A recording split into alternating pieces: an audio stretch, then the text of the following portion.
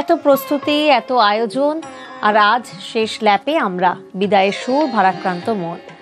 আর এবার আপনাদের দেখাবো বন্ধ চা বাগানে ধুনোর গন্ধ। জলপাইগুড়ি সদরের রায়পুর চা বাগানের ৭৫ বছরের দুর্গাপুজো। সালটা ২০১৮ সাল থেকে চা বাগান বন্ধ আর কাজ হারিয়েছেন ৬৫০ শ্রমিক। কিন্তু শ্রমিকরা দুর্গাপুজো বন্ধ করেননি। তাঁদের আশা, মা একদিন মুখ তুলে তাকাবেন। বন্ধ চা বাগানে তাই প্রতি বছর ঢাকের বাদ্যি বাজে।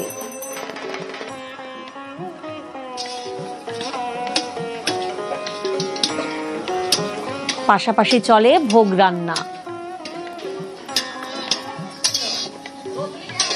কোনোদিন বন্ধ রাখি নাই দুর্গাপুজোটা। আমাদের মায়াকে আমরা প্রার্থনা করি যাতে বাগানটা খুলুক। এই দুঃখ কষ্টের মধ্যে পুজোটা কিভাবে আয়োজন করছি? পুজোটা আমরা শ্রমিকরাই মিলে কিছু চাঁদা ফাদা উঠাইলাম, তারপরে সরকারের থেকে আমরা ১,১০,০০০ টাকা অনুদান যেটা বলে ওইটা পাইছি।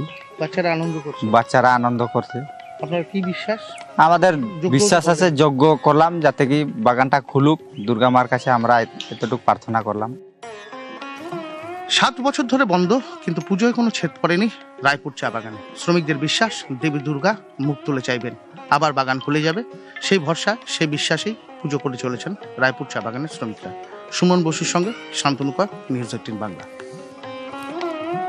প্রাণের পুজোয় মেতেছে গোটা বাংলা। উমার আরাধনা চলছে, আর যারা কোনো কারণে মণ্ডপমুখী হতে পারছেন না তাদের জন্য ঘরে বসেই দুর্গা দর্শন নিউজ ১৮ বাংলায়। পুরুলিয়ার আরশা থেকে বলরামপুর, আদ্রা থেকে মানবাজার, নজরকাড়া পুজোর ঝলক রইল আপনাদের জন্য।